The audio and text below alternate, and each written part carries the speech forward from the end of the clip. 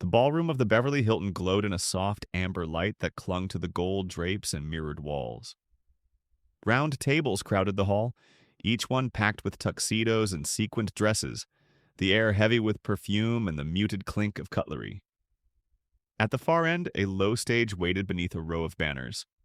Charity Invitational, honoring legends of martial arts. Everywhere cameras hovered like hawks. Network crews, freelance shooters, reporters hungry for a headline. The audience wasn't just starstruck fans, but industry veterans, fighters with scarred knuckles, stuntmen whose bones still ached from past falls. The hum of conversation had that peculiar mix of glamour and menace, the sense that something unpredictable might crawl out from behind the smiles. When the announcer finally called his name, Jean-Claude Van Damme stepped into the lights. The applause was instant, scattered at first, then swelling. He walked with the stiff elegance of a man conscious of being watched from every angle. His tailored suit hugged his shoulders too tightly, and he moved like a coiled spring, the remnants of his fighter's body visible beneath the fabric. The cameras leaned closer. This was the man who had danced across screens in the 80s and 90s, the split-kicking hero who had turned karate into cinema's slow-motion ballet. Tonight, though he wasn't a character, he was himself, flesh and bone, standing on a stage where real fighters sat only a few feet away. The applause hadn't even settled when a deep, cutting laugh broke through the air. It came from the table closest to the front. Heads turned. Joe Louis. The heavyweight legend leaned back in his chair, broad shoulders filling his black suit like armor. His laughter wasn't casual, it was sharp, deliberate, meant to slice through the mood. He raised his glass halfway, then set it down with a clink that echoed louder than it should have. "That," he said, voice booming without a microphone, "is what a movie fighter looks like. Not a real one." It was as if a trapdoor had opened under the room. For half a heartbeat, silence clamped down, everyone frozen, digesting what had just been thrown into the air. Then came a ripple of awkward chuckles, followed by genuine laughter from a pocket of his table. A few scattered claps like someone encouraging a street brawl. Reporters lifted their phones, fingers already swiping, recording. The line was too sharp, too perfect to ignore. On stage, Van Damme's lips parted slightly.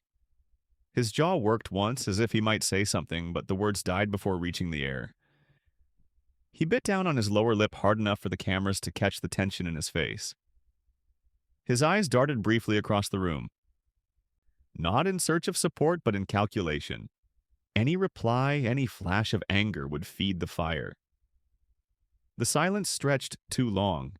Every second of his restraint looked, to some, like weakness. Then the lens of one camera panned to the man seated next to Joe, Chuck Norris.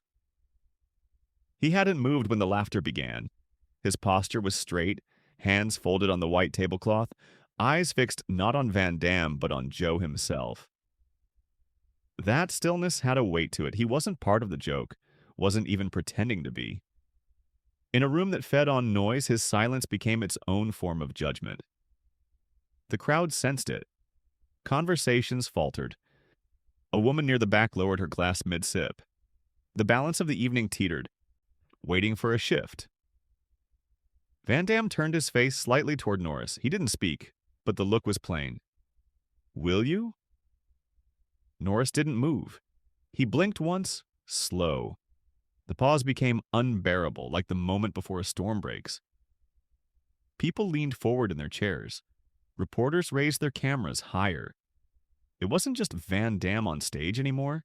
It was the weight of three legacies colliding in a hotel ballroom under the soft glow of chandeliers. And still, Joe Louis smiled, the kind of smile that dared anyone to challenge him. The tension became almost physical, pressing against the ribs, thick in the throat. Someone coughed nervously. Another voice muttered, "Damn!" loud enough for a few rows to hear. The announcer, stranded on the edge of the stage, fiddled with his note cards, but no one cared about the program anymore. The show had found a different script, one not written down. Van Damme finally exhaled, the breath visible in the tightening of his chest. He stepped back half a pace, letting the laughter die without a fight. His hands clasped behind him trembled once before locking still. But the room didn't relax. It waited. It waited for Chuck Norris. Because silence, however heavy, couldn't last forever. And the moment he opened his mouth, or chose not to, would decide if this was nothing more than an awkward interruption, or the spark of something that no one in that ballroom would ever forget. Just wondering. Where are you watching from? Write it down. Bellow. Microphones sprouted at the foot of the stage like black reeds. The hosts who'd been guiding the evening script had retreated backstage, leaving the podium abandoned, fragile in the glare of the spotlights. The crowd had shifted in its seats, restless as if the entire room was waiting for the punchline to a joke nobody had delivered. Then the press surged forward. Badges flashed on lanyards, recorders clicked alive, questions flew like darts. Chuck, do you agree with Joe? A woman from an entertainment network called, her voice rising over the din. Is Jean-Claude just cinematic? The word landed like glass shattering on tile. It echoed because it was cruel, and cruel things always traveled fastest. Phones lifted higher. Some guests craned their necks just to watch the question burn through the air. At the front table, Joe Louis stretched his shoulders as if limbering before a fight. His grin spread slow, deliberate. He leaned forward on his elbows, voice pitched for maximum reach without a microphone. Let's be honest, he said. We all love the movies, but love isn't respect. And there's a canyon between choreography and contact. Laughter burst in ragged pockets. It wasn't the warm kind, it was sharp, brittle, like glass cracking under weight. Some in the audience smirked, glad someone had said it. Others sat stone still, faces unreadable because they knew what it meant to cheapen a fighter in public. On stage, Van Damme didn't blink. His posture was carved stiff, hands locked behind him, his suit jacket creasing against his shoulders. Under the hot stage lights, sweat darkened his hairline. The only movement was in his jaw, where a muscle jumped once, then twice. He was calculating a single word, a flash of temper, would feed every camera in the room. His silence looked like weakness to some, but it was survival. Mr. Norris, another reporter pressed, do you agree with Joe Louis's assessment? The room shifted toward him, hundreds of eyes pivoting as if on cue. Even the air stilled. The band in the corner, sensing they had no place in this moment, let their instruments rest on their laps. A waiter with a tray of coffee froze in the aisle, waiting for the answer before daring to move again. Norris sat with hands folded, his back straight. His face revealed nothing, neither annoyance nor amusement. He didn't look at the stage, he looked at Joe. The calm on his face was heavier than words. The pause stretched. The silence became unbearable. Chuck, another voice cut in, impatient, desperate for a headline. Do you think Jean-Claude is a real fighter? Joe leaned back in his chair, smirk curling wider like he was already tasting victory. He gestured toward Norris with a broad sweep of his hand, inviting him to join the ridicule. But Norris's eyes moved to Van Damme for a fraction of a second. In that glance, Van Damme caught something. An acknowledgement, not an alliance, but recognition that the insult had weight. And then Norris turned back to Joe. I laugh when something's funny, he said at last, voice even steady. I don't see anything funny here. The words landed like a hammerhead. For a split second, the ballroom didn't know how to respond. Then applause cracked open the silence. It began tentative, one corner clapping first, then swelling until it rolled like thunder against the walls. Whistles cut the air. Phones rose higher. But from Joe's side of the floor came boos, sharp and defiant, swallowed quickly by the louder surge of approval. Joe's smile faltered. He grabbed his water glass and raised it like a toast, trying to cover the stumble. Take it easy, he said, forcing a laugh. We're all friends here, until the bill comes. A ripple of nervous chuckles answered, thin and fleeting. Van Damme exhaled slowly.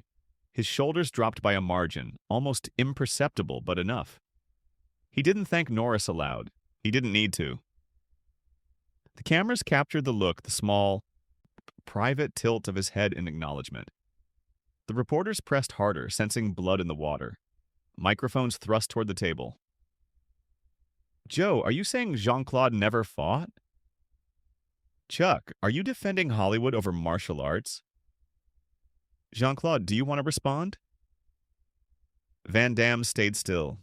His breathing slowed, chest rising low and steady, the way a man trained to take blows learns to breathe through impact. He gave them nothing. Silence can be a shield if you wear it long enough. Joe filled the void. He pivoted to the cameras, voice stronger, back in his rhythm. Discipline? He repeated, mocking the word. Sure, on a set, you need discipline to hit your mark. But I'm talking about the place where nobody calls cut. The place where the ropes keep you honest. He drew a square in the air with his hands, the unmistakable shape of a ring. The room rumbled. Veterans in the back nodded. Younger fans booed. The air split down the middle, half the room with him, half against. But everyone leaned in closer. Chuck Norris didn't glance at the crowd. He kept his gaze locked on Joe. When he spoke again, his words were quieter but sharper. Respect isn't a trophy you hand yourself. It wasn't a punchline. It wasn't even loud. But it sliced through because it sounded like something said in a locker room before a fight. Real, unpolished, final. Joe tilted his head. You taking this personal, Chuck? No, Norris said. He leaned slightly forward, his voice firm. I'm taking it serious. The weight of that answer dragged the room into new territory. Serious meant this wasn't banter anymore. Serious meant the air had changed. Fans in the balcony began chanting something low, rhythm without words, just sound. Tables closer to the front shifted, guests murmuring nervously. The charity director rushed to the edge of the runway, headset crackling. Gentlemen, she pleaded with a frozen smile, please, let's remember why we're here. But the room wasn't listening. The crowd wanted escalation. Joe's smile was gone. His eyes burned with the old voltage, the competitive fire that had never fully left him. I'm just saying what everybody knows, he said, voice sharp now. The man's an entertainer. Van Damme stepped forward again, sweat dripping slowly along his temple. He looked at Joe, then at the audience, then back at the cameras. His choice was visible. He would not speak. His silence became its own statement, harder than words. From the balcony, a voice rang out. Set them up now. The crowd ignited. Chairs scraped. The chant found its words. Fight! Fight! The charity director's headset hissed, no, no, no, but she was powerless. And then Norris stood. Not quickly, not showy, just enough to change the balance of the room. The sound collapsed into silence. Joe's body shifted forward like a predator sensing a movement in the brush. Van Damme's lips pressed into a thin line, eyes narrowed, locked on the empty strip of carpet between the stage and the front row. Norris smoothed a crease in the tablecloth with his thumb, looked up and spoke to Joe with the calm of a man who'd already made up his mind. If you want to settle respect, he said, you don't do it with a laugh. His eyes flicked to the open space, then back. You do it where there's nowhere to hide. The crowd exploded. Phones shot up. Donors gasped. Fans roared. Joe pushed back his chair, and the chant rose louder, synchronized now, echoing off the walls, demanding what nobody had planned. A fight. The chant swelled, uneven at first, then gathering rhythm until the syllables rattled the chandeliers. Fight, fight, fight. The ballroom, dressed for charity and cocktails, suddenly felt like an arena. Waiters retreated with their trays. The band melted deeper into the shadows. The air itself changed weight, thick with something raw and electric. Phones hovered above heads like a forest of lit torches.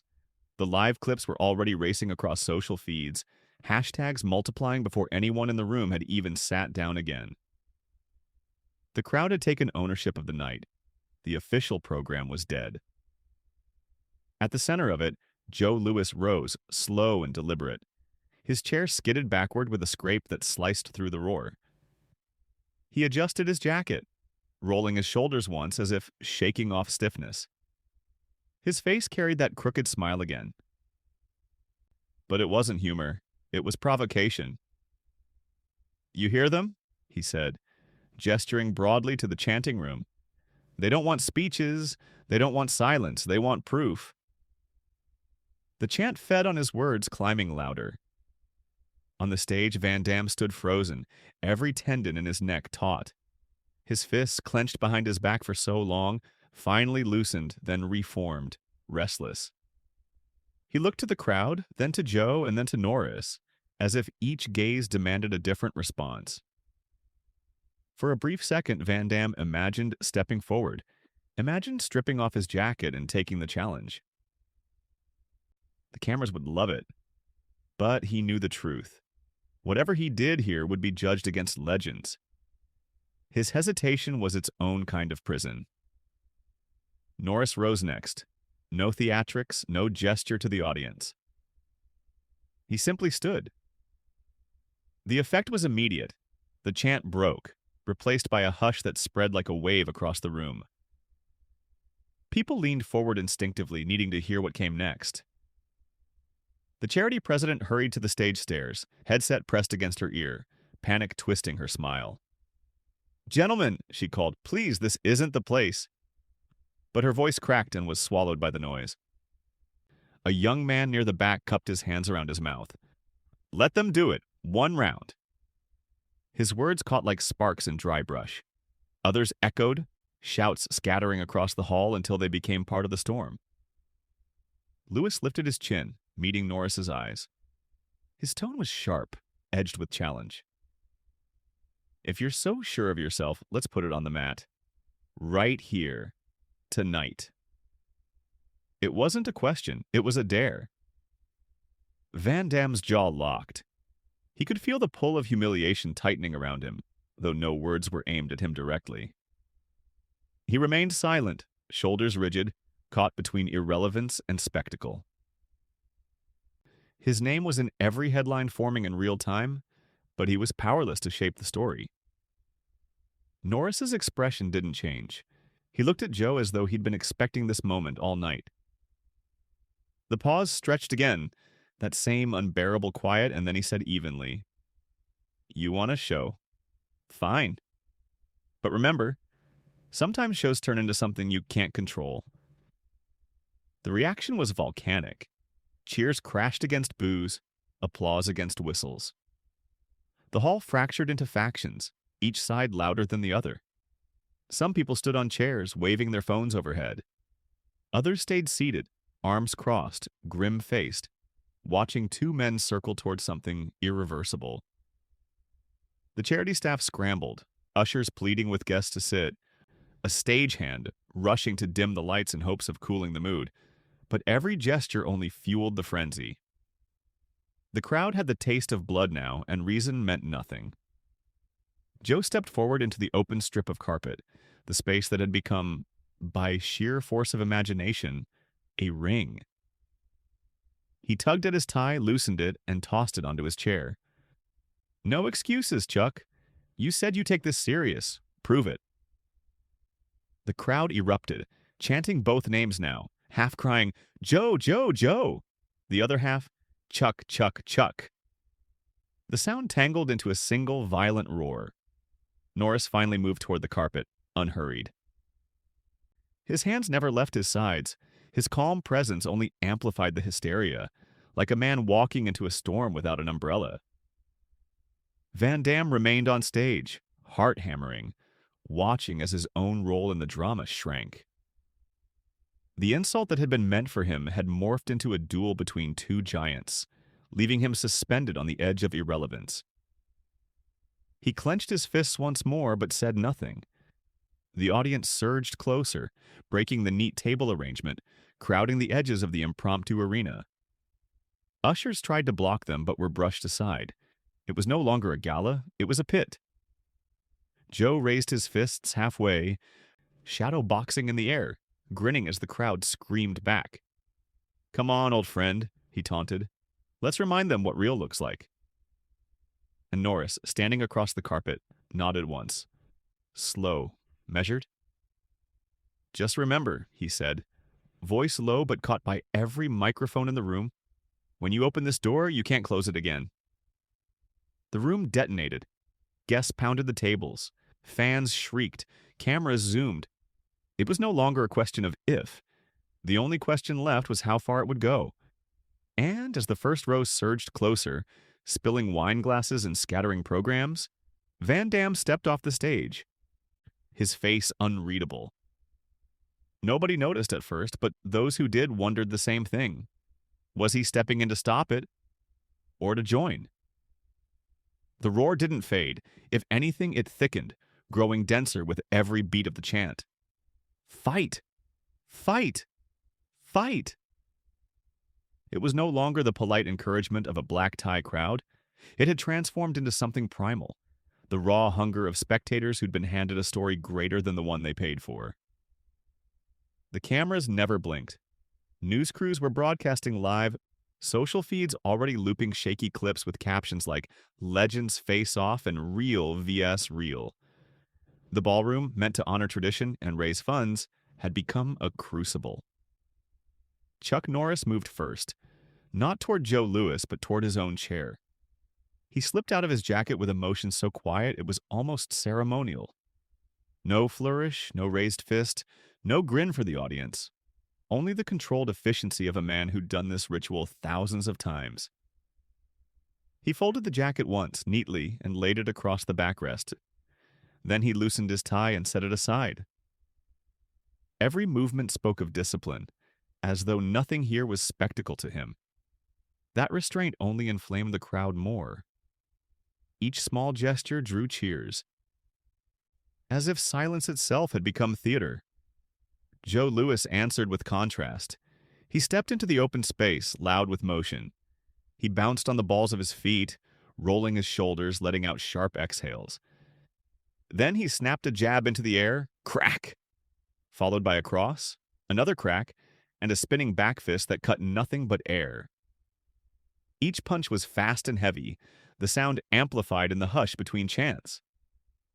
The audience exploded, clapping and shouting as though they'd just seen blood drawn. Joe grinned wide, lifting his arms as if absorbing the electricity pouring from the seats. He shadowboxed another combination, punctuating each strike with a guttural shout, feeding the frenzy. And yet, across from him, Norris didn't answer in kind. He stepped onto the carpet strip, transformed now into an improvised tatami, without adjusting his pace, without letting his shoulders rise. His hands hung loose. He lowered his chin slightly, eyes locked on Joe, his breathing measured. It wasn't showmanship, it was preparation. The difference was stark. Joe was noise, rhythm, performance. Norris was silence, precision, stillness. The crowd could feel the tension in the contrast. Some shouted Joe's name louder to drown the calm. Others leaned forward in reverence for Norris's refusal to play to them at all. And on the edge of it all sat Jean-Claude Van Damme. He hadn't left the stage. His body leaned forward on his chair, hands gripping his knees, his gaze unblinking. The room might have forgotten him in its obsession with the duel, but he hadn't forgotten the spark that lit it. This fight wasn't just between Chuck and Joe. It was rooted in his humiliation, his silence, his choice to swallow the words that could have destroyed him. His eyes followed every move, every shift of balance. When Joe threw his practice punches, Van Damme's jaw tightened. When Norris stepped calmly into the space, Van Damme's shoulders straightened. He wasn't participating, but his heart raced as though he were the one being tested. The crowd noticed too. Some cameras swiveled toward him, catching the intensity in his stare, the sweat at his temples. Commentators whispered into mics, speculating about his role. victim, witness, or potential participant. But Van Damme stayed seated, refusing to give them the soundbite they wanted. In the middle, the two legends stood. Joe bounced once more, throwing a loud kick that whistled through the air, drawing screams from the audience. Then he pointed toward Norris, smirking. "Come on, Chuck. Don't just stand there. Give them what they want." Norris didn't answer. He adjusted his stance, one foot sliding slightly back, the faint squeak of carpet against polished shoe audible even above the noise. His shoulders squared. His eyes narrowed, not in anger but in focus. The audience reacted as if that tiny adjustment were a declaration of war. Cheers ricocheted off the walls, phones trembled in the hands of fans, desperate to capture the second before impact. Joe laughed, savoring the stage. He whipped another jab at the air, then pivoted, arms raised as if soaking in the chaos. His confidence looked unshakable, his showmanship relentless. Norris, by contrast, never broke rhythm. His breath flowed evenly, his body a coiled line. He neither raised his arms nor invited the crowd. He gave them nothing but readiness. The ballroom split. Half adored Joe's noise, the other half were transfixed by Chuck's silence. The clash of chants shook the walls. At the fringe, Van Damme remained locked in place, chest rising faster now. For him, every second was a reminder. This fight might not have been his, but it carried his name in its shadow. The tension was unbearable. No blow had landed, and yet somehow it already felt like the first strike had been thrown. The chant faded into a rumble as the two men faced each other. The crowd leaned forward in unison, crystal glasses abandoned, forks suspended, breath held. Every sound in the room seemed to wait for the first move. Joe Louis struck first. He lunged, fist, cutting the air with the weight of years in the ring. The sound of it, wind splitting under force, drew cheers even before it landed. But it didn't. Norris shifted his shoulders half an inch, stepped back the width of a shoe, and the punch missed by a hair. No counter, no flourish, just absence. The crowd roared anyway, thrilled by the attempt, deaf to its failure. Joe pressed harder. A hook, a driving kick, another jab. Each missed by fractions, Norris sliding away with the smallest adjustments. His body seemed untouched by effort, his breathing calm as if dodging power were easier than standing still. Each silence before his slips grew heavier. The room began to notice. By the fourth miss, the laughter had thinned. By the fifth, the applause sounded confused. The crowd was starting to see the difference. Joe was force. Norris was control. Sweat sprayed from Joe's brow as he unleashed a furious combination, his face red with exertion. Norris moved less than a hand's span each time, letting the blows pass. He hadn't raised his fists. The gap between them grew visible, undeniable. And then Van Damme rose. He had sat still through every taunt, but the sixth miss broke his patience. He stood, palms cracking together in a sharp clap. Once. Twice. The sound cut the tension like a blade. Heads turned, cameras caught him instantly. Applause spread unevenly, then swelled. The energy shifted. Half the crowd now clapped for Norris, not for the noise, but for the calm. Joe's eyes snapped to the stage, catching Van Damme's applause. His grin faltered. The attention was tilting away. Norris remained unreadable, eyes locked only on Joe. He didn't acknowledge the crowd, didn't even glance toward Van Damme. His focus was absolute. The difference grew louder than words. Joe's punches crashed into air.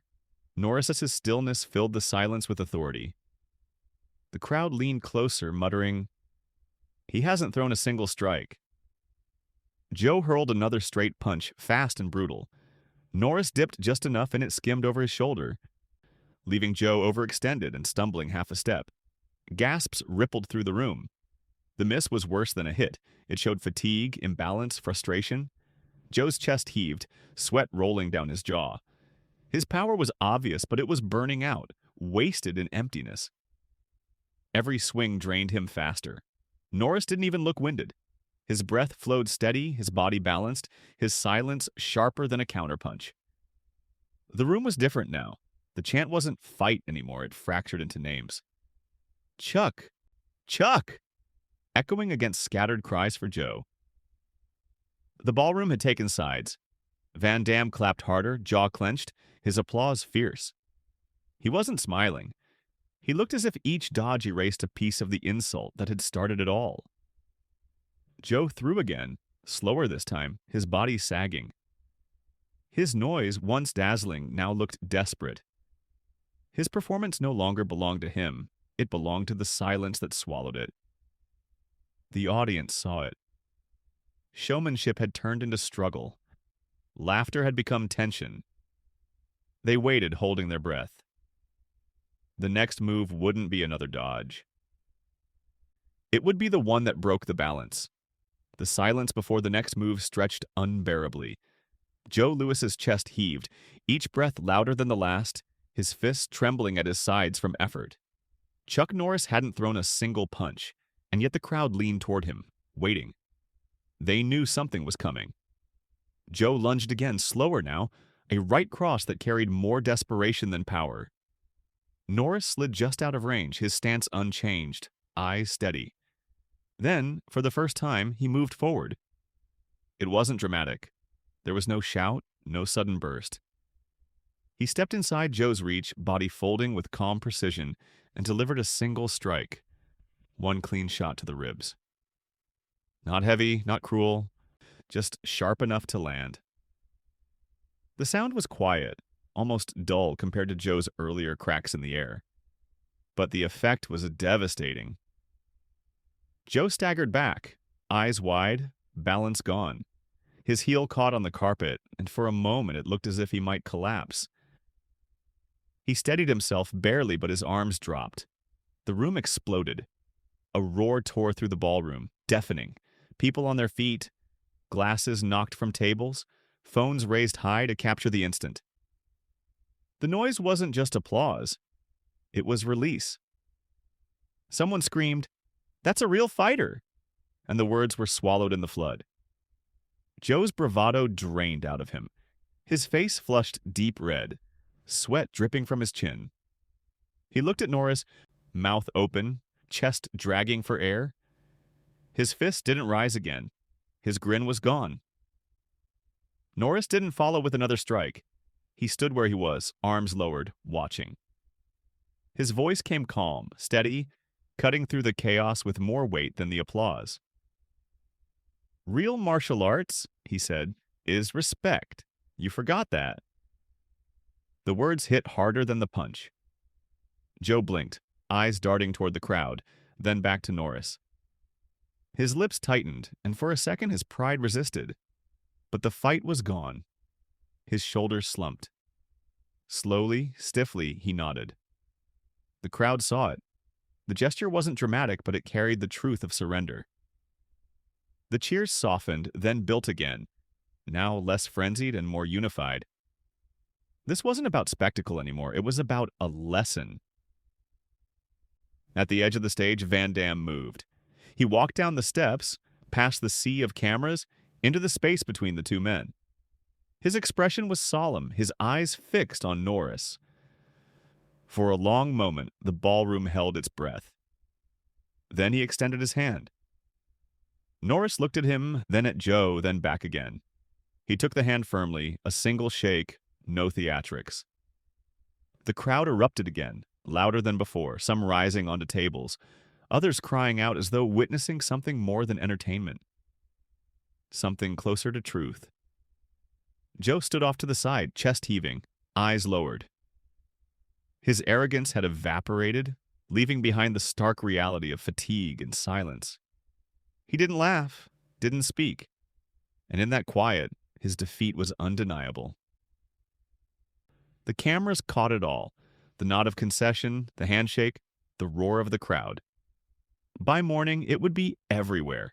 Headlines, broadcasts, looping clips on every platform. But for those in the room, the electricity wasn't about the story. It was about what they had felt. Respect restored, pride humbled, discipline proven. The ballroom had begun as a stage for showmanship, a place for speeches and charity checks. It ended as something rawer, truer. The audience hadn't seen a brawl. They'd seen the weight of silence, the power of control, the moment when respect reclaimed the floor. Van Damme held Norris's hand a second longer, his face unreadable, but his eyes bright with something closer to relief than triumph. He had been the target, but Norris had carried the burden. And now, with one clean strike and a few quiet words, the insult had been answered. The noise carried on. Cheers, whistles, applause. But underneath it was a different current. A recognition that the night had not ended in violence, but in a reminder. The lesson was unmistakable. The man who had shouted the loudest wasn't the one remembered. The man who had stayed silent, precise, unshaken. He was. And as the last chants of "Chuck, Chuck" thundered through the ballroom, it was clear. The victory here wasn't about dominance. It was about staying true when everything around you demanded the opposite.